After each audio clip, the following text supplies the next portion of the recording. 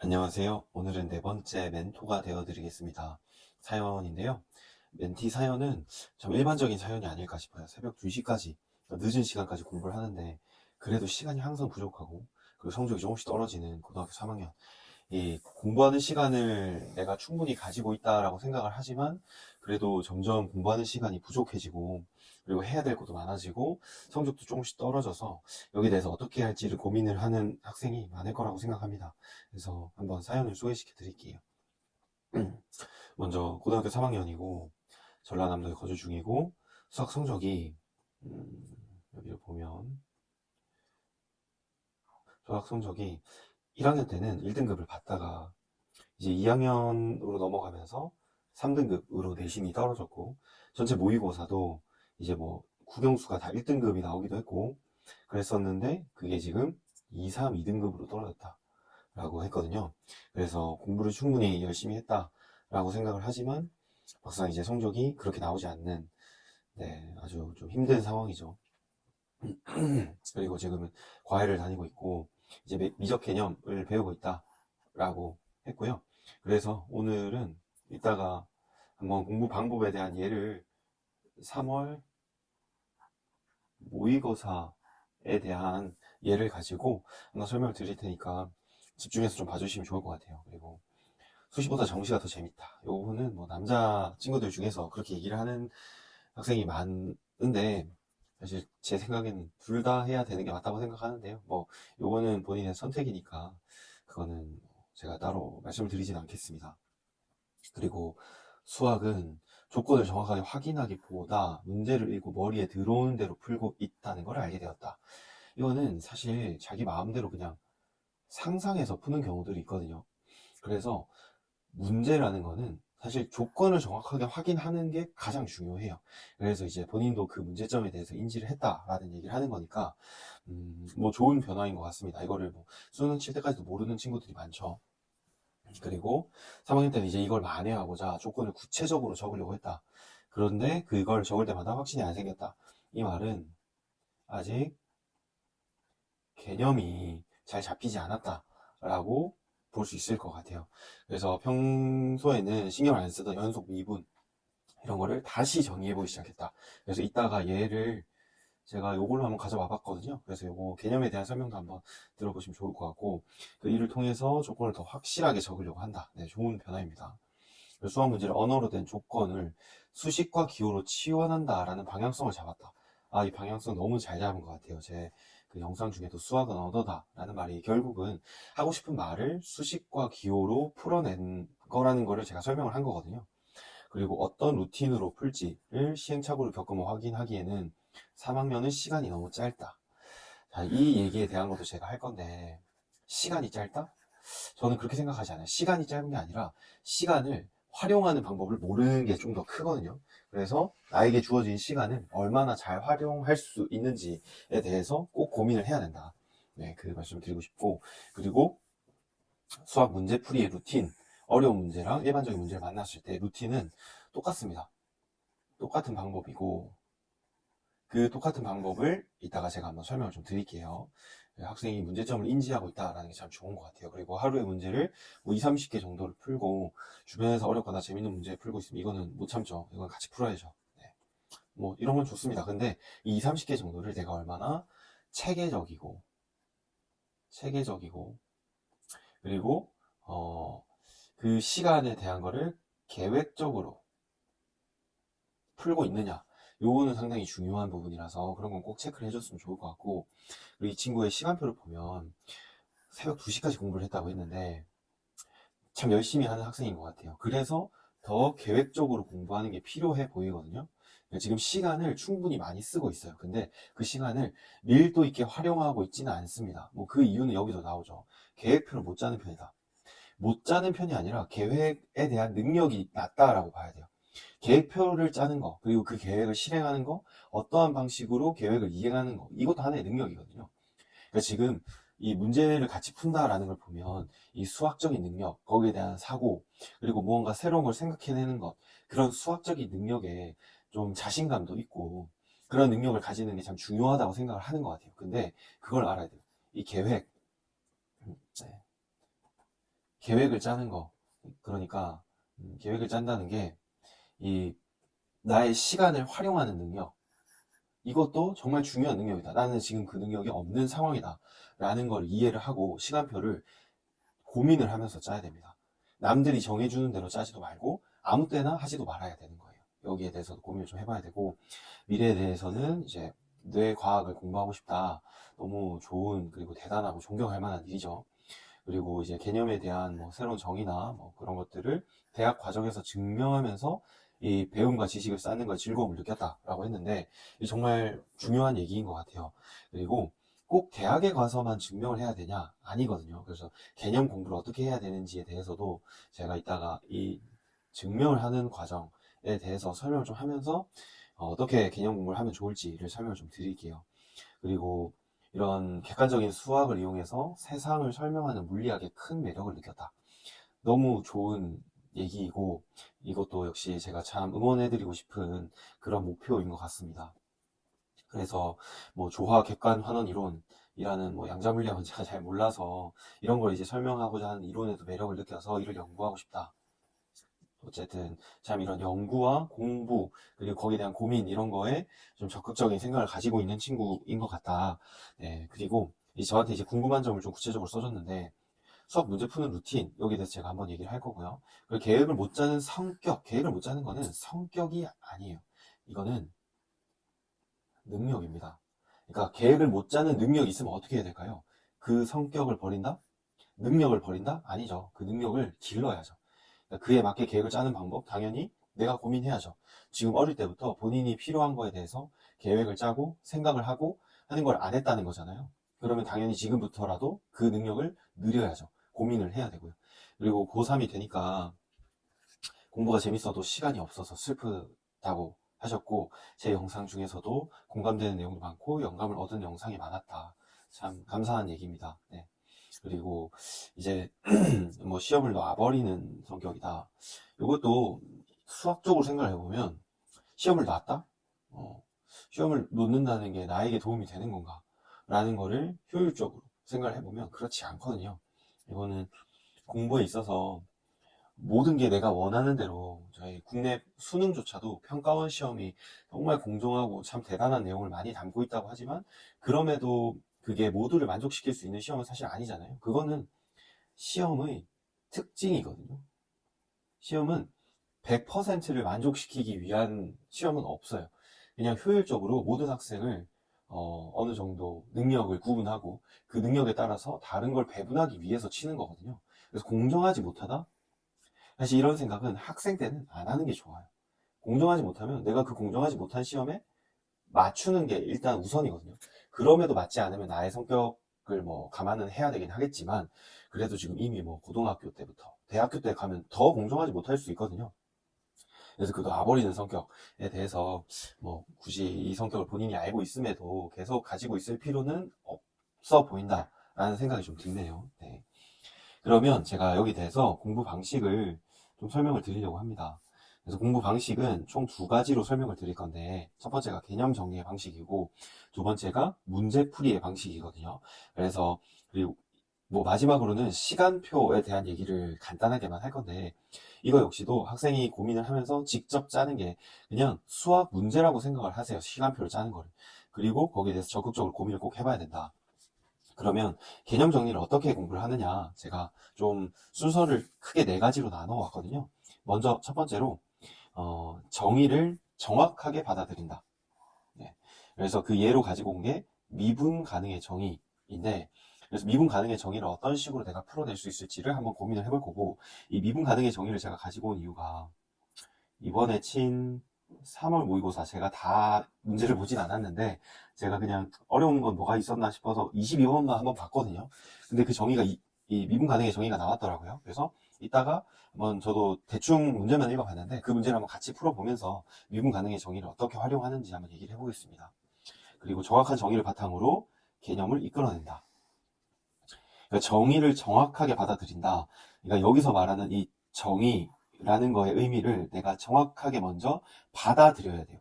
그러니까 이해를 해도 좋고, 그거를 내가 뭐 처음엔 암기를 해도 좋지만, 일단 중요한 거는 정확하게 받아들이는 거거든요. 내가 마음대로 생각하지 않고 정확한 의미를 그대로 받아들이는 거. 내가 대충 외우거나 잘못 외우지 않고 정확하게 받아들이는 거.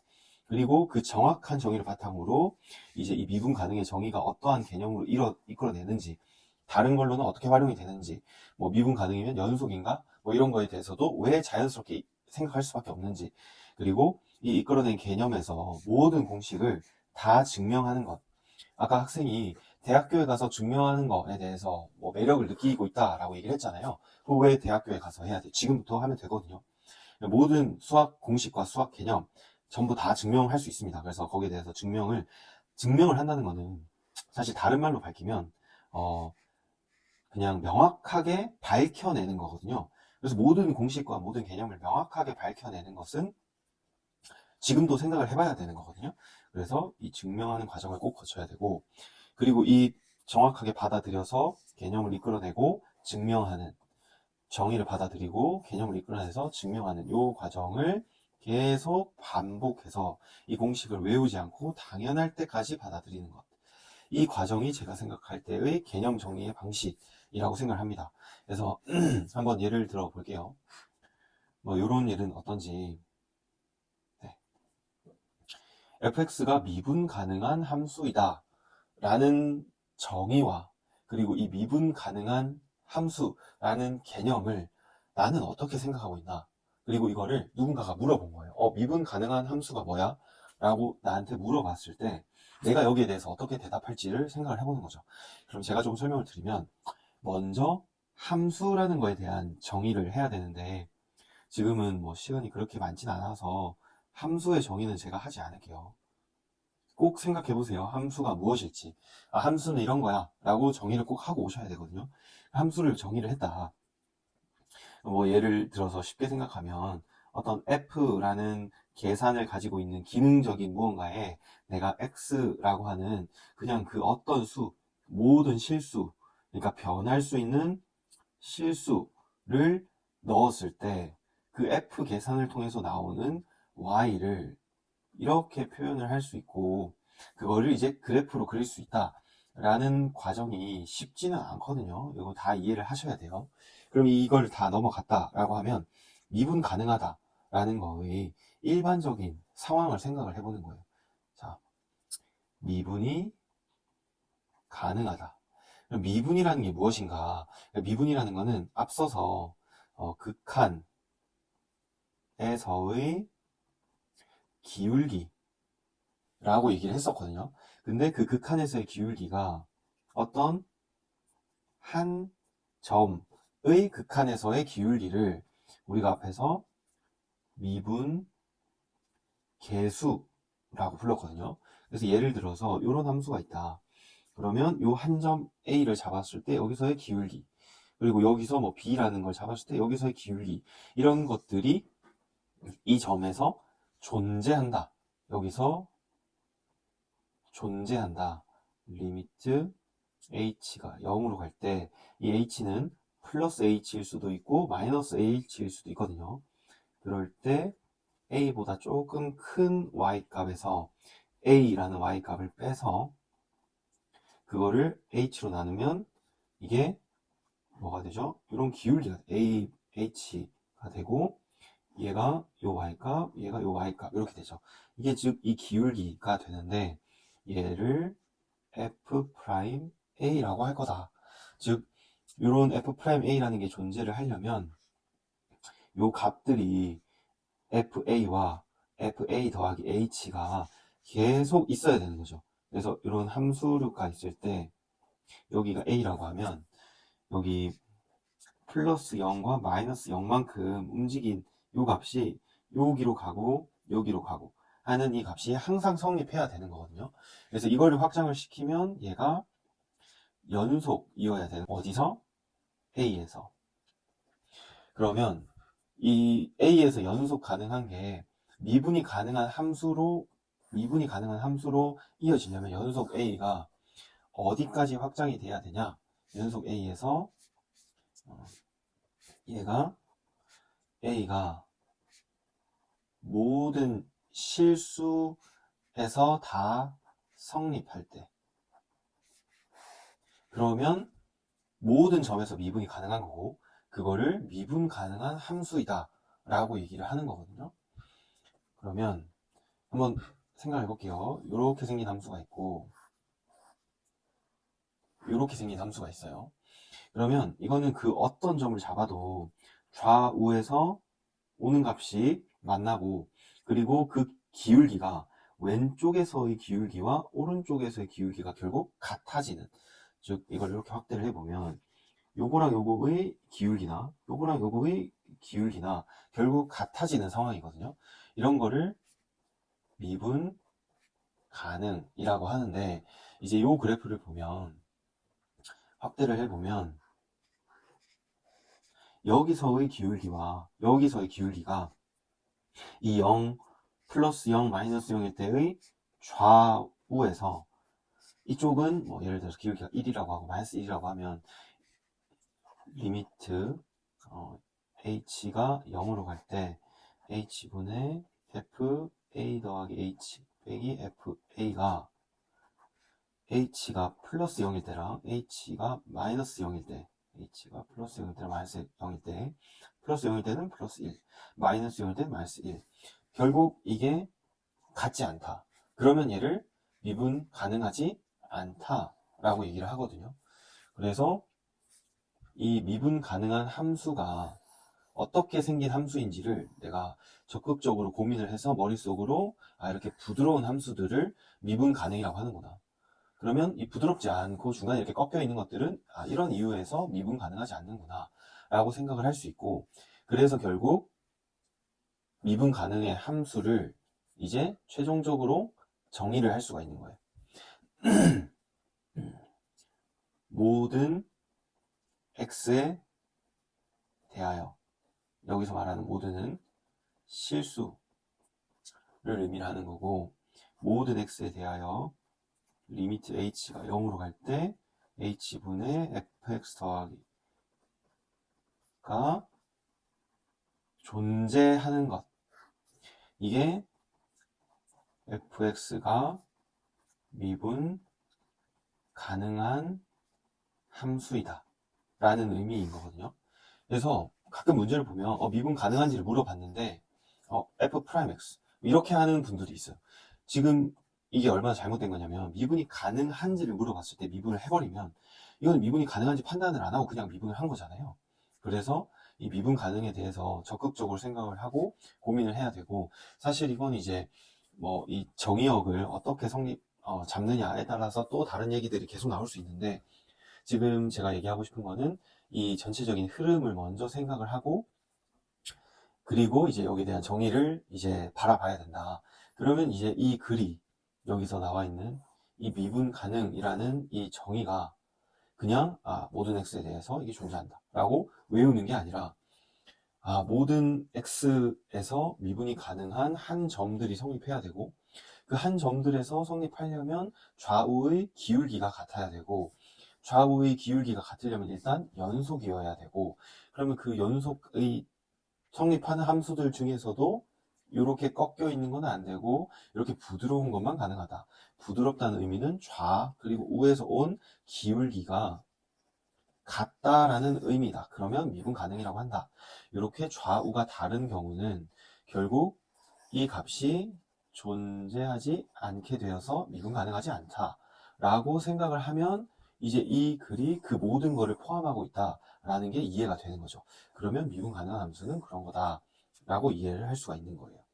네, 이런 식으로 모든 개념에 대해서 정확하게 내가 이해를 바탕으로 남들에게 설명을 글로도 할 수 있고, 내 스토리로도 할 수 있고, 혹은 내가 그림을 그려서도 할 수 있고, 여러 방향으로 항상 전달할 수 있게끔 이해를 하고 있는 거, 이게 개념을 내가 이해해야 되는 방식이거든요. 그러면 개념 정리의 방식으로 다시 돌아가 보면, 개념 정리는 어떻게 해야 되느냐, 정의를 먼저 정확하게 받아들여야 된다. 미분 가능의 정의라는 걸 볼 때도 그냥 공식을 외우는 게 아니라 이 의미를 정확하게 해석하고 그래프로 이해를 하고 나의 스토리로도 설명할 수 있어야 된다. 그래서 이걸 바탕으로 뭐 연속인지 좌우 기울기가 같은 건지 뭐 그런 거에 대한 개념을 이끌어내야 되고, 이걸 이끌어낸 거에서 모든 공식, 근데 뭐 미분 가능에는 공식은 없으니까 이건 아닌데, 뭐 도함수로 넘어가면 뭐 다항함수의 미분, 그리고 뭐 삼각함수의 미분, 지수 로그 함수의 미분 배우잖아요. 그건 모두 다 증명을 해보는 게 좋아요. 그래서 그 전체 과정을 반복해서 이제는 더 이상 이걸 외우지 않고 모든 미분을 당연하게 받아들일 수 있을 때까지 개념 정리를 하셔야 돼요. 지금 뭐 3등급 정도 나온다고 했는데 3등급이 아니라 1등급이어도 이 개념 정리는 수능 전까지 계속 해야 되는 거거든요. 이거는 뭐 한 달에 한 번 전체를 돌리면서 수능 전까지 10번은 봐도 부족하지 않아요. 네, 그러니까 꼭 개념 정리를 정말 모든 걸 다 분해해가면서 나의 스토리로 만들 수 있게끔 그렇게 생각을 해봤으면 좋겠고요. 그러면 이제 증명 좋아한다고 했었잖아요. 그러면 첫 번째로 모든 실수 x에 대하여 미분 가능한가를 이 세 가지에 대해서 다 풀 수 있어야 되는데, 일단 제가 하나만 해보면 y는 x 미분 가능한가? 요걸 보면 가능합니다. y''은 1이니까요. 이렇게 하면 안 되는 거라고 했죠. 네. 여기에 대해서 내가 증명을 할 줄 알아야 돼요. 증명을 첫 번째로 y는 x는 연속이다 라는 거를 증명을 해야 돼요. 네. 그리고 리미트 h가 0으로 갈 때 h분의 아까 fx 이거 넣었었잖아요. 그럼 x 더하기 h 빼기 x는 1이고 따라서 이거는 존재한다. 따라서 미분 가능하다. 이렇게 되어야지 증명이 완료되었다 라고 볼 수 있죠. 그럼 이 연속이라는 건 어떻게 증명하냐? 리미트 모든 x 값에 대해서 h가 0으로 갈 때 x 더하기 h가 x인지 이걸 증명을 하면 되죠. 그래서 이거에 대한 증명도 리미트에 대한 정의를 명확하게 알아야겠죠. 그래서 이런 식으로 하나씩 하나씩 다 완성해 나가는 것. 그러면 미분 가능이라고 내가 증명할 수 있다. 그러면 이 방식으로 증명하면 모든 실수 x라고 했으니까 첫 번째는 증명이 되고 얘는 안 되죠. 왜냐하면 이 두 번째가 플러스 1과 마이너스 1로 나눠지기 때문에 존재하지 않거든요. 그래서 이건 안 되고, 그 다음에 세 번째 요거 미분하면 x분의 1이잖아요. 그러면 여기서처럼 미분을 바로 해버리면 x분의 1이니까 미분 가능하다고 볼 수 있는데, 여기서 정확하게 봐야 되는 게 조건이 모든 실수 x거든요. 그러면 저 y는 ln x는 x가 0보다 클 때만 성립하는 식이거든요. 따라서 x가 모든 실수일 때는 미분이 가능하지 않습니다. x가 0보다 클 때만 가능한 거죠. 그래서 얘도 아니다 라고 할 수 있는 거죠. 그래서 개념을 볼 때 이런 문제를 풀 때도 그냥 당연히 1이지 라고 하지 말고, 그리고 이것도 당연히 뭐 꺾여 있으니까 안 되지 라고 하지 말고 미분 가능하다 라는 거에 의미를 생각을 하면서, 그리고 이것도 역시 x가 0보다 큰 거 맞나? 라는 생각을 꼭 하면서 문제를 풀어야지 여기에 대한 개념이 계속 쌓여나가고, 그리고 그게 축적이 된다라고 볼 수 있거든요. 이런 식으로 개념을 증명하고 개념을 생각하면서 문제를 풀었으면 좋겠습니다. 그러면 그 다음으로 문제풀이의 방식으로 넘어갈게요. 일단 문제풀이는 제가 이렇게 좀 구간을 나눠왔는데, 먼저 문제에서 주어진 조건을 파악해야 된다. 사실 이게 80%의 문제에서는, 아니 한 90%의 문제에서는 주어진 조건을 정확하게 파악하면 더 이상 저희가 생각할 게 별로 없거든요. 그래서 이게 가장 중요하다라고 보여지고요. 그리고 그 주어진 조건에 이용되는 개념이 뭔지 확인을 하는 것이 그 다음으로 중요하고, 그리고 그 조건에 어떠한 개념을 적용할지를, 즉 이 두 개를 이제 연결시키는 과정인 거죠. 그래서 그 과정을 겪은 다음에 이걸 머릿속으로 하나의 해설을 만들어서, 대부분 이때는 답은 아마 나올 거거든요. 그럼 그 이후에도 이 흐름, 이 1, 2, 3번의 흐름을 가지고 머릿속에서 이 1, 2, 3을 하나의 해설을 만들어서 큰 흐름을 생각을 해보는 거예요. 그리고 그 해설을 만든 다음에 이제 문제풀이의 푼 걸 보지 않고 문제만 보고 그 해설을 계속 머릿속으로 반복 학습을 하는 거죠. 여기서 학습하기는 반복이거든요. 계속 반복하는 거예요. 아, 이 문제 조건이 이거였고, 이런 개념이 적용이 됐고, 난 이런 식으로 해석을 했다. 라고 계속 반복 학습을 하는 거죠. 그 반복 학습을 할 만한 문제를 사실 쉬운 문제에서는 이렇게 3개까지는 다 안 되는데, 제가 한번 예를 가지고 와봤거든요. 아까 처음에 얘기했었던, 3월, 요번에 쳤던 3월 모의고사 22번인데, 문제가 그렇게 어렵진 않은 것 같아서 한번 가지고 와봤습니다. 그럼 이 문제를 한번 살펴보면, 먼저 함수 fx를 줬고, 자, 이 조건을 1번이라고 할게요. 그리고 두 번째 조건이 실수 t에 대하여 닫힌 구간에서의 최대값을 gt라고 하자. 요게 2번이거든요. 이 식이 지금 1번부터 2번까지 한 문장으로 그대로 머릿속으로 읽어버리면 이해가 쉽지 않을 수 있어요. 그리고 그래서 이걸 나눠서 생각을 해야 되거든요. 그리고 세 번째로 서로 다른 두 실수에 대하여 두 실수에 대해서만 미분 가능하지 않다. 세 번째 조건이 나왔죠. 미분 가능하지 않은 부분이 있다. 뭐 이제 그 뒤는 그냥 계산하라는 뜻이니까 이 3개의 조건에 대해서 한번 생각을 해볼게요. 그럼 첫 번째 조건이 뭐였냐? y는 x 3승 마이너스 3x 더하기 8 이라는 함수가 있다 라고 했죠. 그러면 요거는 이런 함수를 내가 먼저 생각을 해야 되는 거니까 그래프로 그릴 줄 알아야 되거든요. 이 그래프를 좋아해야 돼요. 고등학교 3학년이면.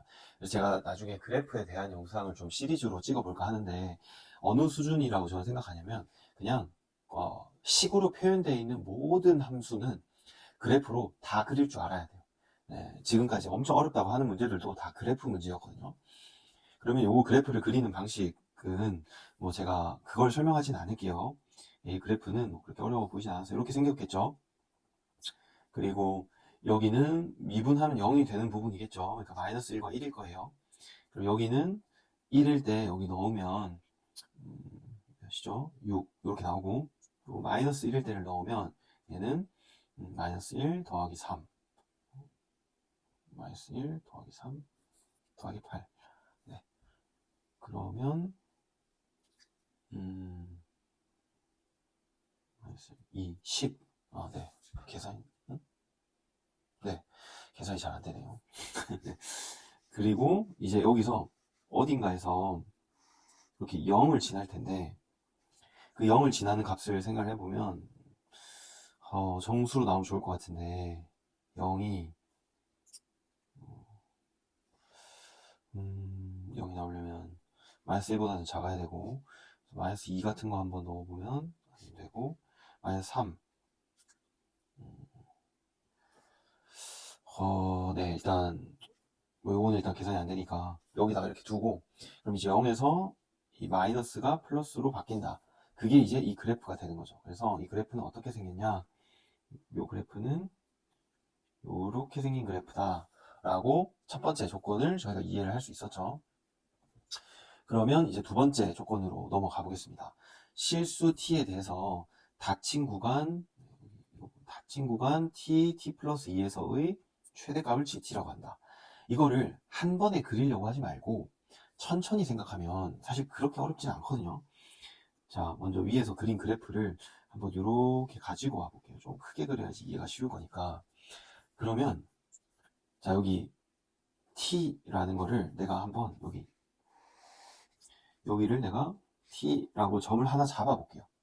이걸 한 번에 그리려고 하지 말고 그러면 여기 어딘가에 t 플러스 2가 있었을 거잖아요. 그럼 이 구간의 함수가 이 구간에서 요 구간이죠. 요 구간. 그러면 위에서 보면 닫힌 구간에서의 fx의 최대값을 gt라고 한다. 그러면 요 구간에서 최대값이 몇이죠? 얘가 최대값인 거 보이시나요? 그러면 그 값을 그냥 여기다가 찍는 거예요. 네, 이렇게. 그러면 내가 만약에 t를 여기로 잡았다. 네, 그러면 또 요 구간에서의 최대값. 그럼 또 얘가 되겠죠. 그러면 그거를 역시 또 여기다가 그냥 찍는 거예요. 그러면 이런 식으로 생긴 그래프겠구나. 이걸 알 수가 있거든요. 그러면 지금 사실 요 사이 구간은 조금 고민을 해야 돼서 양 끝 부분 먼저 생각하고 올게요. 그럼 요 부분도 한번 생각해 볼게요. 그러면 지금 여기에 내가 t를 잡았다. 그러면 여기 뭐 t 플러스 2가 있었겠죠. 이렇게. 그러면 지금 요 구간에서 최대값은 얘죠. 그래서 그냥 최대값을 여기다가 이렇게 찍는 거예요. 최대값을 이렇게 찍으면서 내려오다가 이제 언제 문제가 생기냐면 이 사이가 2가 될 때가 있을 거거든요. 그러면 이 점을 t라고 했을 때 여기가 t 플러스 2가 되는데, 그러면 최대값이 여기도 최대값이지만 여기도 최대값이잖아요. 여기 이렇게 들어오게 되고, 여기서 조금 더 나아간 t를 찍는다라고 하면 t 플러스 2는 여기가 t 플러스 2가 될 거고, 옛날 거 좀 지우면서 할게요. 네. 그러면 이 구간에서의 최대값은 얘잖아요. 얘가 이 점이 되는 거거든요. 그렇게 위에 정의를 했으니까 지금 이거 따라오기 힘들 수 있는데, 이거를 제가 지금 전 머릿속으로 이걸 생각하는 게 그렇게 어렵진 않아서 이 식을 그대로 하나씩 그냥 막 적용을 하고 있는데, 이거 처음 하는 학생은 어려울 수 있거든요. 그러니까 이거 뭐 1시간이 됐든 2시간이 됐든 뭐 10시간이 됐든 이거 외우지 말고 이 식을 그냥 보면서 지금 제가 그리는 그래프를 꼭 그릴 수 있어야 돼요. 이거 문제풀이 같은 거 인강 보면 그냥 막 선생님들 막 쭉쭉 그릴 거잖아요. 그 능력이 처음 보는 학생한테 있을 수가 없거든요. 그러니까 이거는 무조건 처음에 그려봐야 돼요. 네. 제가 계속 그려볼게요. 자, 이렇게 오고, 이 최대값을 넘어서는 데가 없어서 이렇게 되고, 그러면 여기서 지우개를 좀 지우면서, 자, 여기를 이제 또 t라고 잡으면 여기 또 t 더하기 2가 있을 텐데, 거기까지는 여기가 계속 최대값이죠. 그럼 이제 이 t가 이 중간에 가장 큰 극대값을 넘어서면 이때부터 변화가 생겨요. 여기를 t라고 하면, 자, t에서 t 더하기 2까지, 여기까지 최대값은 이제 얘가 되거든요. 그러니까 이제 그래프가 밑으로 내려오기 시작합니다. 이렇게. 그리고 이걸 이렇게 내려오기 시작하면서 언제 또 문제가 생기냐, 여기서부터는 흐름이 바뀌니까 여기가 2가 될 때 이제 또 문제가 생겨요. 2가 될 때 요거 제가 그리는 거 보면서 그냥 저 사람은 그렇게 생각하는구나, 난 모르겠다 라고 하지 말고 하나씩 그려봐야 돼요. 이런 거 개념 안 배우니까. 자, 그러면 여기서 여기까지, 여기 t부터 t 더하기 2까지 이 닫힌 구간에서 가장 큰 값이 뭐죠? 얘랑 얘죠. 근데 이 t가 조금 더 커졌다고 생각 한번 해볼까요? 그러면 t부터 t 더하기 2까지, 그러면 여기부터 여기까지잖아요. 그럼 최대값이 이제 이렇게 되는 거예요. 그래서 여기부터 그래프가 어떻게 바뀌냐면 이렇게 왔다가 올라가기 시작합니다. 이렇게. 네. 그래서 이거를 한번 형광펜으로 그려보면 그래프가 이렇게 생긴 그래프가 나오는 거예요. 이게 무슨 그래프다? 얘가 바로 GT의 그래프다. 자, 근데 아까 미분 가능하다 라는 걸 배우고 왔잖아요. 여기서 두 점에서만 미분 가능하지 않다 라고 했죠. 그러면 그 두 점이 잘 내려가다가 갑자기 팍 꺾여. 그리고 여기서도 이렇게 올라가면서 0으로 찍고 다시 쭉 내려오다가 갑자기 팍 꺾여. 그리고 여기서 알파 베타가 얘랑 얘인 거 알 수 있죠. 네. 그러니까 얘가 알파가 되고 얘가 베타가 되는 거예요. 두 번째 조건이 끝났어요. 나는 GT를 구했고 그 GT 그래프를 다 이해를 한 거죠. 그럼 이제 마지막으로 해야 될 게 뭐예요? 아까 앞에서 그렸던 요런 fx 그래프에서 언제 여기가 2가 될 때, 그리고 여기가 2가 될 때, 그래서 여기가 알파, 그리고 여기가 베타가 되더라 라는 거잖아요. 그러면 조건식은 상당히 간단해지죠.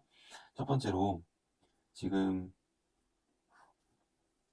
이 부분을 알파라고 했으니까 그리고 여기는 알파 더하기 2가 될 거고 여기는 베타 더하기 2가 되겠죠.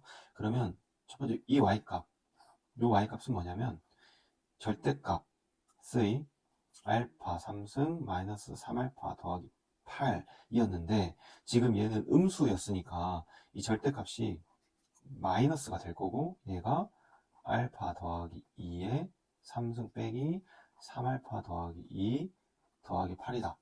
그래서 여기서 나오는 알파가 요 답이 될 거고 이게 첫 번째. 두 번째는 요 조건식이죠. 요 조건식을 그냥 생긴 그대로 써보면 F 베타는 F 베타 더하기 2다. 즉 이 말은 베타의 3승 빼기 3베타 더하기 8은 베타 더하기 2의 3승 빼기 3베타 더하기 2 더하기 8이다. 그래서 요 식을 풀면 베타가 나올 거고 요 식을 풀면 알파가 나올 거다. 그래서 요건 계산은 제가 귀찮아서 안 해봤는데 뭐 틀리진 않을 것 같으니까 그냥 풀어보면 될 것 같아요. 그러면 문제를 한번 다시 볼게요. 문제를 보면 첫 번째로 이 함수 fx 절대값이 나와 있고 3차 함수인 조건을 줘서 그 함수 fx를 내가 그려서 이해할 수 있는지를 첫 번째로 나에게 조건으로 줬고 두 번째로 실수 t에 대해서 닫힌 구간에서의 최대값이라고 하는 새로운 조건, 내가 공식으로 외워보지 못했던 조건을 줬고 그래서 나는 이 식이 어떻게 생겼는지 뭐 알 수가 없잖아요. 그래서 하나씩 t를 찍어보면서 이렇게 생겼구나 라는 거를 이해를 한 거예요. 그래서 당 함수와 절대값 함수가 섞여 있는 걸 이해를 했고 새로운 조건을 천천히 이해를 했고 그리고 세 번째로 그 중에서 미분 가능하지 않은 특징이 있는 점 두 개를 찾았어요. 그래서 그 점 두 개에 대해서 그 점이 가지는 이 특징을 찾아서 그 특징을 수식으로 이제 계산을 했죠. 그 수식은 절대값 반대 부호에 있는 알파를 넣은 게 절대값 그대로 부호에 있는 알파 더하기 2를 넣은 값과 같다. 그래서 알파가 나올 거고 그리고 F베타는 F베타 더하기 2와 같다. 그러면 답이 나올 거다. 이렇게 해서 문제를 풀 수가 있는 거예요. 그럼 이제 이 문제를 이렇게 다 풀어봤으면 이제 이 문제를 내가 머릿속으로 여기서 그래프를 그리라고 했구나. 그리고 이 조건을 줬는데 이 조건은 내가 이해하기 힘들었지만 하나씩 t를 따라가다 보니까 이해가 되었다. 그리고 세 번째로 이 점에 대해서 미분 가능하지 않다는 특징을 줬고 여기서 미분 가능하지 않은 거는 좌우의 기울기가 다른 특징을 가지고 있는 문제였다 라는 것까지 내가 이해할 수 있는 거죠. 이렇게 이제 문제를 풀어보고 그리고 문제를 어떻게 이해한다? 다시 문제풀이 방식, 문제에서 주어진 조건을 파악한다. 아까 조건이 뭐였죠? 1번 조건, 2번 조건, 3번 조건이 있었죠. 그래서 그 주어진 조건에 이용되는 개념이 뭐였죠? 1번 조건에서의 3차 함수, 2번 조건에서의 t 더하기 2의 새로운 개념, 그리고 3번 조건에서의 미분 가능의 의미, 이 세 개가 어떻게 상당히 유기적으로 나왔어요. 그래서 이거를 문제 적용을 하나씩 다 해봤고 그랬더니 답이 나왔죠. 그리고 나서 한 번 더 머릿속으로 지금 흐름을 만들고 있잖아요. 이런 식으로 1, 2, 3에 대한 유기적인 흐름을 만들고 이걸 이제 어떻게 한다? 답을 보지 않고 풀이를 보지 않고 계속 학습한다. 이 문제를 또 보면서 자 이제 이거를 다 지워버리고 머릿속으로 그대로 떠올려 보는 거예요. 요런 함수가 있구나. 그 함수는 뭐 이렇게 생겼겠지. 이것도 떠올리는 것도 좀 더 빠르게 할 수 있는 걸 생각해 보는 거예요. 그리고 실수 t에 대해서 이런 닫힌 구간에서의 최대값이라는 게 있구나. 이건 내가 공식으로 배운 적이 없는 개념이니까 하나씩 공식을 증명한다고 생각하면서 이걸 명확하게 밝혀봐야겠다. 내가 이 GT를 그래프로 표현을 해봐야겠다. 난 이게 뭔지 궁금하다. 그리고 세 번째로 근데 그게 미분 가능하지 않은 특징이 있다구나. 그러면 그걸 여기다가 적용을 해봐야겠다 라는 이 흐름을 계속 학습을 하는 거예요. 그리고 제가 아까 개념 공부할 때 꼭 증명하는 게 필요하다고 했잖아요. 그게 사실 이 문제에서도 잘 드러나는데 요 파트, 지금 요 파트는 어디서 배우는 게 아니거든요. 그리고 이걸 만약에 내가 외웠다 라고 쳐도 저 닫힌 구간을 만약에 이렇게 주면 또 다른 문제가 되지 않을까요? 또 닫힌 구간을 만약에 이렇게 주면 그건 또 다른 문제이지 않을까요? 닫힌 구간을 내가 만약에 또 이렇게 주면 그럼 이건 또 어떻게 할 거예요? 이걸 뭐 지금 이거를 그 그래프 어떻게 그리는지를 당장에 내가 외웠다라는 게 지금 이 문제들에도 필요할까요? 아니거든요. 이거 분명히 나올 수 있고, 요거 요새 수능에서 자주 나오는 것 같은데, 그래서 지금 수능에서는 제가 생각할 때는, 너 그래프 좀 잘 그리니? 라는 게 가장 중요한 포인트인 것 같아요. 그래서 이거를 그 누가 알려주지 않아도 내가 혼자서 생각할 수 있을 정도로 하나하나 찍어가면서 증명하듯이 그래프를 그려보세요. 그게 정말 중요하거든요. 그리고 나서 이 전체의 흐름을 해설로 만들어서 학습을 하는 거죠. 네, 이런 방식으로 꼭 공부를 해봤으면 좋겠고, 일단 시간표를 아까 제가 얘기를 하려고 했는데 이게 내용이 너무 길어져가지고, 시간표에 대한 거는 제가 그 수학 잘하는 법 시리즈 영상으로 이제 곧 올릴 예정이거든요. 그래서 학생도 제가 좀 강조를 해서 써보면, 시간 관리 성격이 아니다. 성격이 아니라 시간 관리 능력이다. 내가 나에게 주어진 시간을 어떻게 활용하는가. 지금 학생한테 보면 하루에 한 10시간의 공부 시간이 있는 것 같아요. 그러면 학생이 이 10시간을 제가 봤을 때는 한 6시간 정도로 활용을 하는 것 같거든요. 근데 어떤 사람들은 이 10시간을 다른 사람의 20시간처럼 활용을 하기도 해요. 그래서 지금 학생은 330%의 효율을 올리는 거에 집중을 해야 될 시기다. 이 시간을 올리는 게 아니라 이 효율을 올리는 방법에 집중을 해야 된다. 이게 정말 중요한 시기니까 시간 관리를 꼭 잘하려고 노력을 해보고, 조만간 제가 시간 관리하는 방법에 대해서 영상을 올릴 테니까 그 영상도 꼭 보면서 본인이 가지고 있는 이 시간표를 어떻게 활용할지 꼭 고민을 해봤으면 좋겠습니다. 네, 오늘 멘토링 영상은 여기까지 하겠습니다.